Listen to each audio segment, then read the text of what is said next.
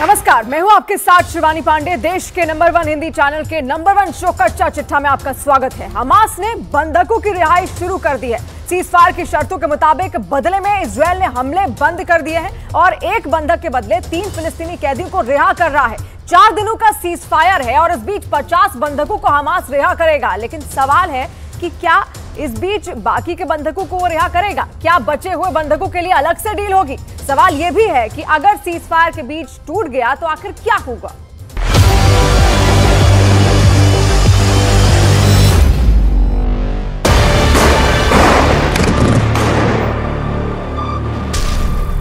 बंदूकें खामोश नहीं,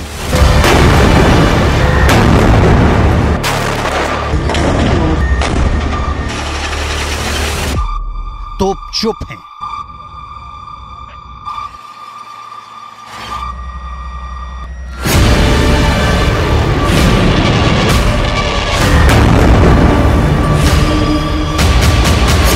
मिसाइलों का मुंह बंद कर दिया गया है।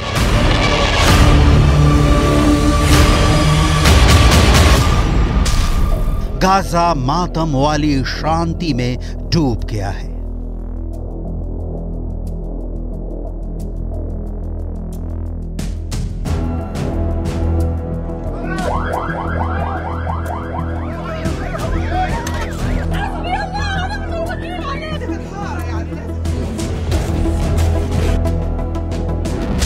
क्या होगा 4 दिन बाद?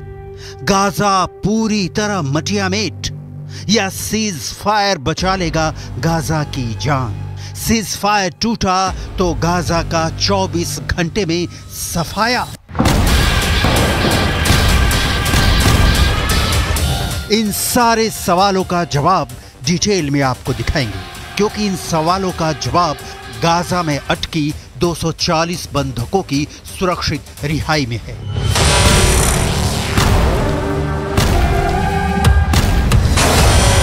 हमास ने बंधकों को छोड़ने के एवज में ही सीज फायर की गारंटी ली है। बंधकों की रिहाई की गिनती शुरू हो गई है। सबसे पहले जानते हैं बंधकों की रिहाई का प्लान क्या है। डील के तहत 4 दिन तक कोई जंग नहीं होगी, लेकिन इस बीच हमास 50 बंधकों को रिहा करेगा। इनमें महिलाएं और 19 साल से कम उम्र के बच्चे हैं। इसके बदले में इजरायल 150 फिलिस्तीनी महिलाओं और बच्चों को छोड़ेगा। मतलब एक बंधक के बदले इजरायल को फिलिस्तीन के 3 कैदियों को अपनी जेलों से रिहा करना होगा। इजरायल ने या हमास ने दोनों ओर से रिहा होने वालों की कोई लिस्ट जारी नहीं की है, लेकिन पहले जत्थे में जो 13 बंधक रिहा हो रहे हैं, उन लोगों के परिजनों से इजरायल की सरकार ने संपर्क किया है। हमास ने 7 अक्टूबर से 240 नागरिकों को बंधक बना रखा है। हमास ने बहुत सोची समझी साजिश के तहत बंधक संकट पैदा किया है। हमास बंधकों के बदले इजरायल से कड़ा सौदा कर रहा है। लेकिन सवाल है कि इजरायल के पास क्या मजबूरी है, या बंधकों की रिहाई होते ही इजरायल गाजा को मिट्टी में मिला देने के प्लान पर काम कर रहा है? इस सवाल का जवाब इजरायल के एक्शन में दिखाएंगे।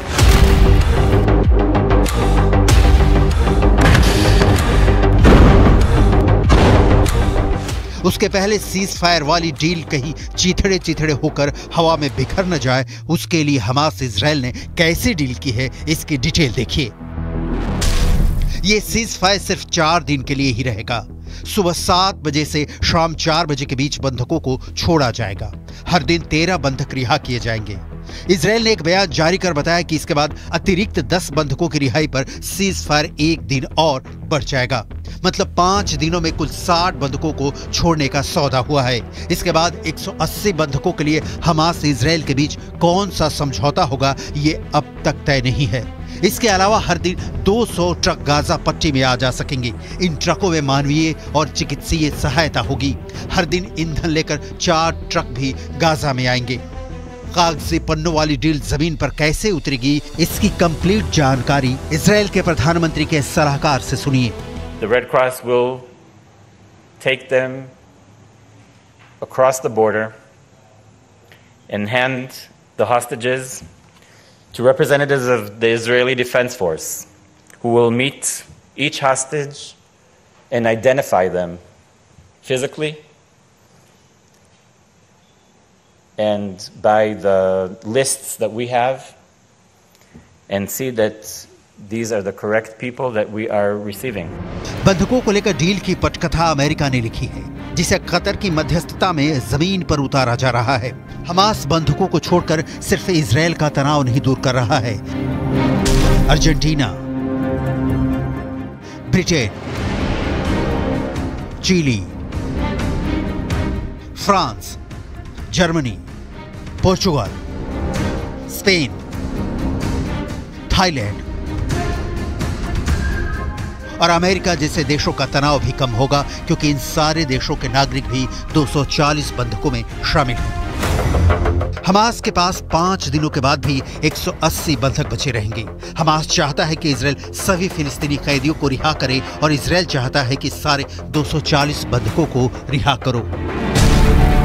फिलिस्तीनी प्रिजनर सोसाइटी के मुताबिक इजरायल ने 22 नवंबर तक 7,200 लोगों को हिरासत में रखा है, जिनमें 88 महिलाएं और 250 बच्चे हैं। इजरायल ने एक लिस्ट जारी की है जिसमें 300 फिलिस्तीनियों की जो रिहा होंगे उनको काबिल माना है। इनमें से ज्यादातर की उम्र 19 साल से कम है और उनके खिलाफ कोई संगीन अपराध भी दर्ज नहीं है। हमास नॉन मिलिट्री लोगों को रिहा कर रहा है और बदले में इजरायल वैसे कैदियों को जिनके खिलाफ आतंकी कार्रवाई के केस दर्ज नहीं हैं। आपके जहन में यह भी सवाल उठ रहा होगा कि दोनों जानी दुश्मन सीज फायर के लिए तैयार कैसे हुए, क्या मजबूरी रही, लिहाजा सीज फायर के लिए हमास और इजरायल क्यों रेडी हुए हैं। इसकी डिटेल देखनी बहुत जरूरी है, क्योंकि इस रेडी होने में तूफान के पहले की खामोशी दिखती है। वजह नंबर 1, 1.5 महीने के बाद भी बंधकों की रिहाई नहीं होने के बाद इनके परिजन विरोध प्रदर्शन के लिए सड़क पर उतर आए हैं। वजह नंबर 2, इसके अलावा गाजा में हर दिन खराब होती मानवीय स्थिति के चलते इजरायल पर अंतर्राष्ट्रीय दबाव भी बढ़ रहा है। वजह नंबर 3, 23 लाख की आबादी वाली गाजा पट्टी में 17 लाख लोग विस्थापित हो गए हैं। वजह नंबर 4, इसके अलावा क्षेत्र में मौजूद 36 में से केवल 10 अस्पताल ही फिलहाल काम कर रहे हैं। इजरायल सीज फायर के लिए माना क्योंकि बंधकों में विदेशी भी हैं और गाजा में भयंकर मानवीय संकट पैदा हो गया है। लेकिन हमास सीज फायर के लिए क्यों रेडी हुआ? जानकारों का मानना है कि हमास फिर से संगठित होने के लिए किसी भी युद्ध विराम का इस्तेमाल करना चाहता है। कहा जा रहा है कि हमास धीरे धीरे इजरायल की जेलों में बंद और अधिक कैदियों को रिहा करने की मांग करके युद्ध विराम बढ़ाने की कोशिश कर सकता है, लेकिन इजरायल इस मुहाने पर आकर जवाबी कार्रवाई नहीं रोकना चाहेगा। इजरायल के 3 मकसद अभी पूरे नहीं हुए हैं, जिसके लिए उसने हमास को जड़ से मिटाने की कसम खाई है। सीज फायर के बाद क्या होगा? पहली सौगंध, इजरायल का पूरे उत्तरी गाजा पर कब्जा अब तक बाकी है। दूसरी सौगंध, गाजा के दक्षिण में खान यूनिस शहर पर अब भी कब्जा बाकी है। तीसरी सौगंध, हमास के अंतिम आतंकी के जिंदा रहने तक युद्ध जारी रहेगा। मैसेज लाउड एंड क्लियर है कि संघर्ष विराम के बाद भी इजरायल नहीं रुकेगा। इजरायल इस बीच खुद पर कंट्रोल कर किनारे खड़ा रहेगा कि कब इन बंधकों को भी छुड़ाया जाए और कब गाजा का ऑपरेशन खत्म किया जाए। सीज फायर के दौरान ना तो कोई अटैक होगा, ना ही मिलिट्री मूवमेंट होगा। सीज फायर के दौरान हर दिन इजरायल सुबह 10 से शाम 4 बजे तक हवाई यातायात रोक देगा। इजरायली सेना गाजा में न तो कोई हमला करेगी और ना ही किसी को गिरफ्तार करेगी। इजरायल डिफेंस फोर्स यानी IDF इस वक्त गाजा में मौजूद है। टैंकों की पहरेदारी गाजा से हटाई नहीं गई है, क्योंकि जमीनी हकीकत यह है कि ना तो हमास को इजरायल पर पूरा भरोसा है कि सारे बंधकों को सुरक्षित रिहा करेगा, ना हमास को भरोसा है कि इजरायल सीज फायर का उल्लंघन नहीं करेगा। यानी दोनों सीज फायर में तब तक बंधे हैं जब तक उनकी मांगे पूरी होती रहेंगी। इजरायल का ताजा बयान है कि सीज फायर के बाद गाजा से लेकर कतर तक हमास के एक आतंकी को चुन चुन कर मारा जाएगा। हमास इजरायल की इस ऐलान को सुन चुका है और हमास ये भी जता चुका है कि उसे जब भी मौका मिलेगा वो इजरायल पर 7 अक्टूबर जैसे क्रूर हमले करेगा। जाहिर है दुश्मनी के बीच सिर्फ सीज फायर आया है और वो भी बिना भरोसे वाला। सीज फायर के बाद क्या होगा? युद्ध का गोला सिर्फ टैंक में रखकर बटन ऑफ किया गया है। किसी भी वक्त ग्रीन बटन ऑन हो सकता है। हमास और इजराइल के बीच पहली बार सीज फायर नहीं हुआ है और इसके पहले भी सीज फायर हुए हैं, लेकिन वो भी बिना भरोसे वाले ही रहे। ये बात दिगर है कि इस जंग में ये सीज फायर पहली बार हुआ है। इस बार का सीज फायर गाजा को संपूर्ण रूप से तबाह होने से कितने दिन या कितने घंटे बचा पाएगा कह पाना बहुत मुश्किल है, क्योंकि युद्ध मैदान में परिस्थितियां हर पल बदल रही हैं।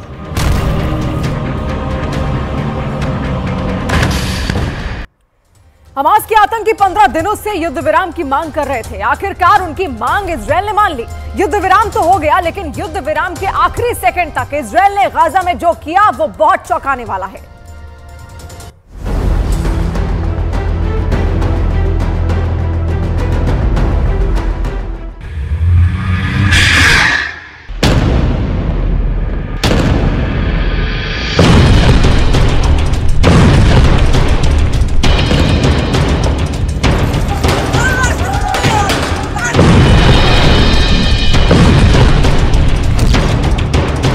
युद्ध विराम के बावजूद गाजा के खतरनाक हालातों में अभी भी कोई कमी नजर नहीं आ रही है।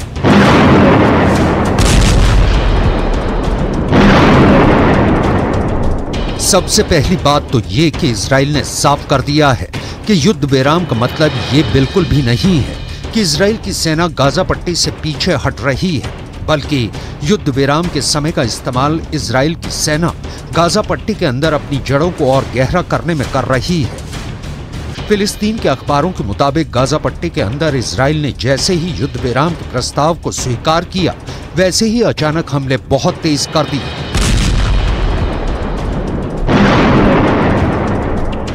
फिलिस्तीन के अखबारों का दावा है कि इजराइल ने 4 दिन के युद्ध विराम की पूरी कसर एक दिन में निकाल दी।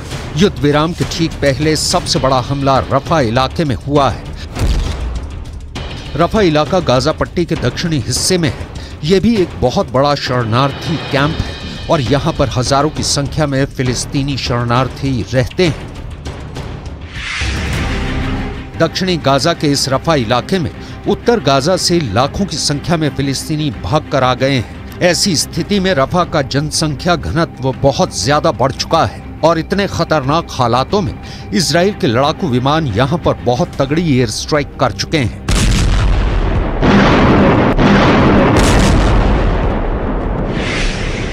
फिलिस्तीन के कई अखबारों ने रिपोर्ट किया है और फोटो जारी की है और वीडियो भी दिखाए हैं, जिनमें एक साथ दर्जनों लोगों को दफनाया जा रहा है। यहां तक कि बुलडोजर से कब्र पर मिट्टी डाली जा रही है। गाजा पट्टी के अंदर सामूहिक कब्रों की तस्वीरों ने पूरी दुनिया को हिला दिया है।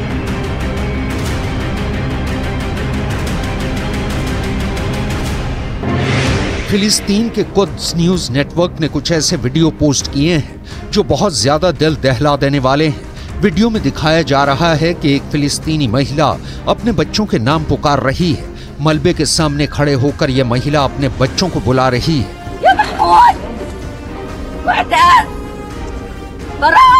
वो इस उम्मीद में है कि शायद उसका बच्चा जीवित हो और वो मलबे से आवाज दे ताकि किसी तरह से बच्चों को निकालने की कोशिश की जाए, लेकिन कोई उत्तर नहीं आता है।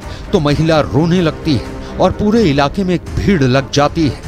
गाजा का ऐसा बुरा हाल है और उस पर गाजा के अंदर बारिश भी शुरू हो चुकी है। एक ऐसा वीडियो सामने आया है जहां पर गाजा की एक नागरिक किसी तरह अपने आप को बारिश से बचाने की कोशिश कर रही है। ये लड़की रोते हुए नजर आ रही है। फिर भी इजराइल के प्रधानमंत्री बेन्यामिन नेतन्याहू सीज फायर बिल्कुल भी नहीं चाहते थे। इसका प्रमाण हमास के प्रवक्ता उसामा हमदान का बयान है। हमास ने कहा है कि 10 दिन पहले ही बंधकों की अदला बदली को लेकर शर्तें तय हो गई थी, लेकिन नेतन्याहू ने इसकी मंजूरी देने में 10 दिन लगा दिए। इतना ही नहीं, इजराइल इस कदर आक्रामक है कि इजराइल की डिफेंस फोर्स ने कहा है कि युद्ध विराम को मानना इजराइल के लिए कोई बाध्यता या कोई मजबूरी नहीं है, और अगर ऐसी परिस्थितियों का निर्माण होता है जो कि इजराइल के खिलाफ हालात बनते हैं तो युद्ध विराम को किसी भी वक्त तोड़ा जा सकता है। युद्ध विराम के बावजूद अगर इस वक्त सबसे ज्यादा कोहराम कहीं मचा हुआ है तो वो गाजा पट्टी के 2 अस्पताल हैं। पहला तो इंडोनेशियाई अस्पताल और दूसरा अल शिफा अस्पताल। फिलिस्तीन के अखबारों का दावा है कि इंडोनेशियाई अस्पताल से 65 लाशें निकली हैं और सैकड़ों की संख्या में लोग यहां पर घायल हुए हैं। यही नहीं, इजराइल का दावा है कि अल शिफा अस्पताल के अंदर इस तरह की सुरंगों का नेटवर्क लगातार मिल रहा है। इन्हीं सुरंगों को सबूत मानकर इजराइल डिफेंस फोर्स ने अल शिफा अस्पताल के निदेशक को गिरफ्तार कर लिया है। अल शिफा के निदेशक से लगातार पूछताछ की जा रही है। इजराइल अल शिफा अस्पताल को हमास का हेडक्वार्टर मानकर लगातार कार्रवाई कर रहा है।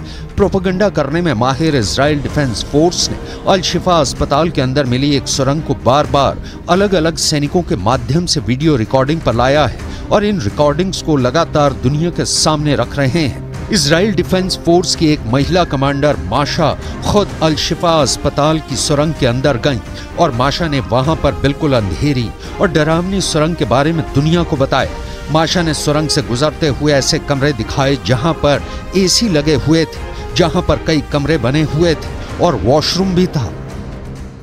The first time our forces entered the Shifa complex, they went in with a bomb-sniffing dog, and they discovered a truck full of ammunition. After revealing the shaft by the D9, they saw a circular opening, and they couldn't see all the way down at the time, but further investigations and tools lowered down it revealed that this is a 10-meter deep shaft that leads to a corridor.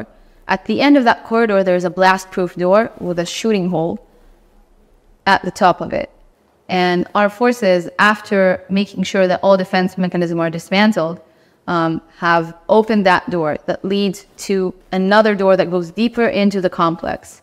The understanding that this tunnel goes under the hospital. अल शिफा अस्पताल को Hamas का headquarter साबित करने के लिए Israel defence force के सबसे बड़े प्रवक्ता डेनियल हगारी खुद अल शिफा अस्पताल के इलाके में पहुंचे और वो यहां अस्पताल के पास एक आवासीय इलाके में गए, जहां एक फ्लैट में जाकर उन्होंने बताया कि किस तरह से फ्लैट के अंदर से ऐसी सुरंगें पाई गई हैं जो कि अस्पताल में जाकर मिलती हैं। Going down into the tunnel that we saw outside the Shifa hospital. And this direction also brings us to areas which is different from the Shifa hospital, meaning one direction goes to the Shifa hospital, other directions go to different places, different location where the terrorists can move using the safe haven, the human shield of the hospital. Israel की तरफ से दावा किया गया है कि उसकी force के अल शिफा पहुंचने से पहले सुरंगों को छिपाने के प्रयास किए गए।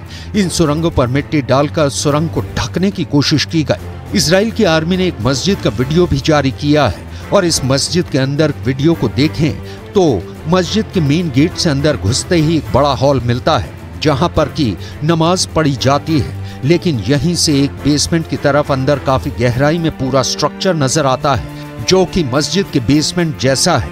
बेसमेंट के अंदर भी एक और सुरंग नजर आती है। बेसमेंट में एक कमरे में व्हाइट बोर्ड नजर आता है जिसे इजराइल ने हमास की रॉकेट लैब बताया है। गाजा पट्टी का एक और वीडियो वायरल हो रहा है जिसमें गाजा के समंदर के किनारों पर मलबों पर इजराइल के झंडे लगे हुए नजर आ रहे हैं। इजराइल ने बहुत ही रणनीति से अब इस बात का प्रचार करना शुरू किया है कि लेबनान बॉर्डर पर हिजबुल्लाह बहुत तेज हमले कर रहा है।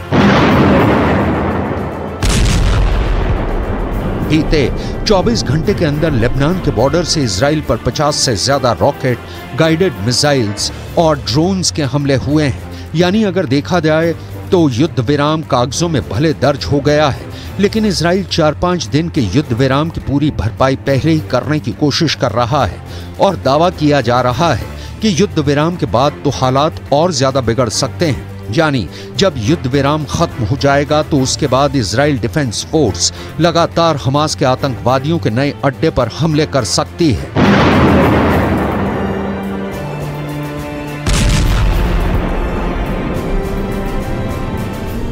इजराइल इस वक्त हमास को खून के आंसू रुला रहा है। एक तरफ सीजफायर में अपने बंधकों को हमास से छुड़वा रहा है तो वहीं दूसरी तरफ दक्षिणी गाजा में हमास के टॉप कमांडर्स को चुन चुनकर मार रहा है।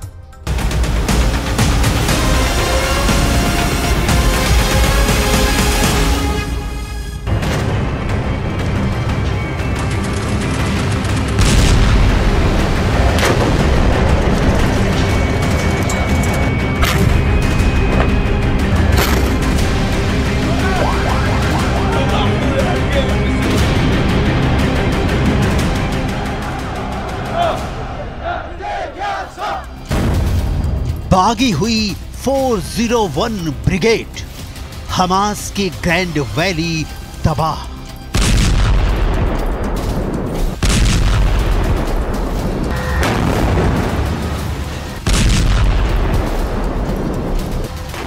हमास को जरा भी उम्मीद नहीं थी कि सीज फायर की डील के दौरान इजरायली सेना आखिरी वक्त तक इतने भीषण और खूंखार हमले करेगी।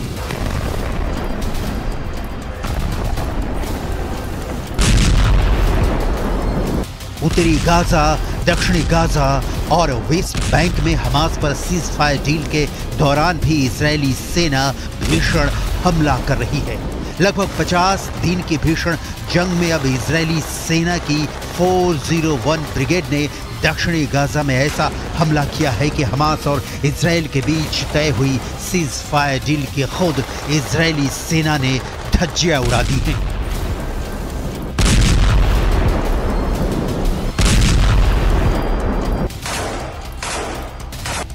इजरायली सेना का दावा है कि उसने हमास के ग्रैंड वैली को पूरी तरह से तबाह और बर्बाद कर दिया है।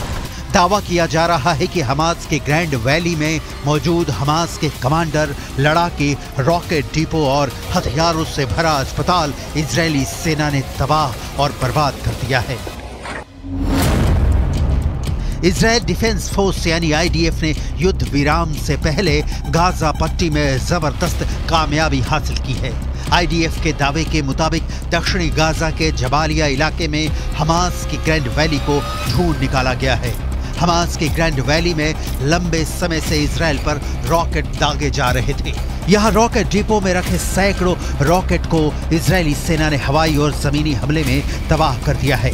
हैरानी की बात तो यह है कि बच्चों के ऑपरेशन रूम में मौजूद बिस्तरों में हथियार छिपा कर रखे गए थे। हथियारों के जखीरे और भूमिगत बुनियादी ढांचे का खुलासा इजरायली सेना ने किया है।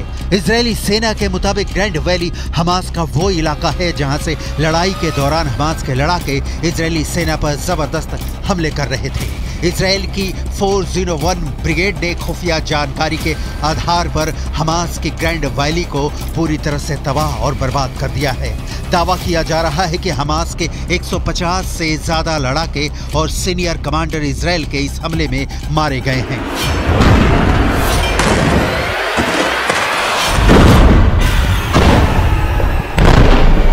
יש בחוץ דיבורי הבל, כאילו אחרי ההפוגה להשבת חטופינו, אנחנו נפסיק את המלחמה. אז אני מבקש להבהיר, אנחנו במלחמה, ונמשיך במלחמה. נמשיך במלחמה עד שנשיג את כל היעדים שלנו.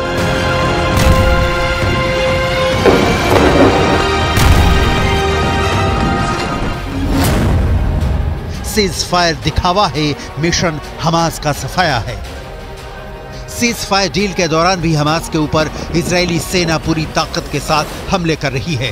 इजरायली हमलों से हमास चीफ इस्माइल हानिया और खान यूनिस के टॉप कमांडर और नेता अहिया सिनवार बुरी तरह से बौखला गए हैं। उन्हें समझ नहीं आ रहा है कि इजरायली सेना से कैसे निपटे। इधर दूसरी तरफ इजरायली सेना ताबड़तोड़ हमले कर रही है।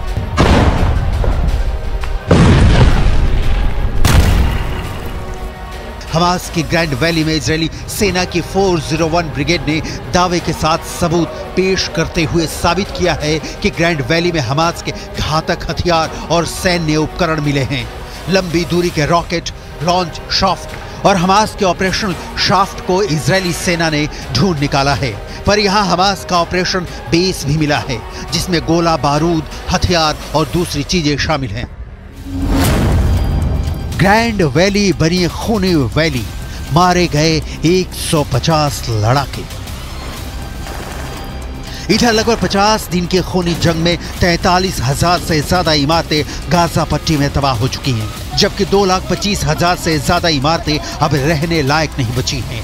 10,000 से ज्यादा हमास के लड़ाके मारे जा चुके हैं। इधर इजराइल की आईडीएफ ने दावा किया है कि महज 10 घंटे की लड़ाई के बाद हमास का प्रमुख गढ़ पर कब्जा कर लिया गया है।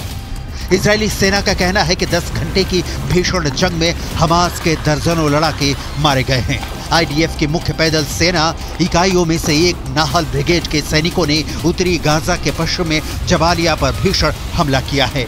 जबालिया में आउटपोस्ट 17 पर आईडीएफ ने हमास लड़ाकों को मारकर कब्जा कर लिया है। आईडीएफ ने खुलासा किया है कि हमास के लड़ाके जमीन के ऊपर और भूमिगत मार्ग से हमले कर रहे हैं। आईएसए और आईडीएफ की खुफिया जानकारी के आधार पर एक आईडीएफ फाइटर जेट ने सेंट्रल कैंप ब्रिगेड में हमास की एंटी टैंक मिसाइल यूनिट के प्रमुख इब्राहिम अबू मकसीब को मार डाला है। आईडीएफ के मुताबिक अबू मकसीब ने मारे जाने से पहले इजरायली नागरिकों और आईडीएफ सैनिकों पर कई एंटी टैंक मिसाइल से हमला करने जा रहा था। इससे पहले हमास के एंटी टैंक मिसाइल के कमांडर मोहम्मद असर को आईडीएफ ने मार डाला था। हमास के कमांडरों की सीरियल किलर बनी आईडीएफ। लेकिन इसके बावजूद कब्रिस्तान बन चुके उत्तरी गाजा में हमास के लड़ाके लगातार इजरायली सेना और टैंकों पर भीषण हमले कर रहे हैं। हैरानी की बात तो यह है कि हमास की अल कसम ब्रिगेड अमेरिकी और रूसी हथियारों से इजरायली सेना पर हमला कर रही है। हमास के पास जो घातक राइफलें हैं उन्हें देखकर ही लग जाता है कि ये या तो अमेरिकी हैं या फिर रूसी। इस वीडियो में दिखाया गया है कि हमास के लड़ाके अचानक तबाह इमारतों से बाहर निकलकर आरपीजी फायर कर रहे हैं या फिर टैंकों पर सीधे रॉकेटों से हमले कर रहे हैं, जबकि जमीन पर इजरायली सेना का एक भी पैदल सैनिक नहीं दिख रहा है। इजरायली सेना पूरी तरह से या तो टैंक के अंदर है या फिर किसी बख्तरबंद वाहन के अंदर से हमास के लड़ाकों से जंग कर रही है। हमास के इस खुफिया युद्ध ने इजरायली सेना के पसीने छुड़ा दिए हैं। खुद इजरायल के रक्षा मंत्री तक मानने को मजबूर हैं कि उन्हें बेहद क्रूर और शातिर लड़ाकों से जंग करनी पड़ रही है।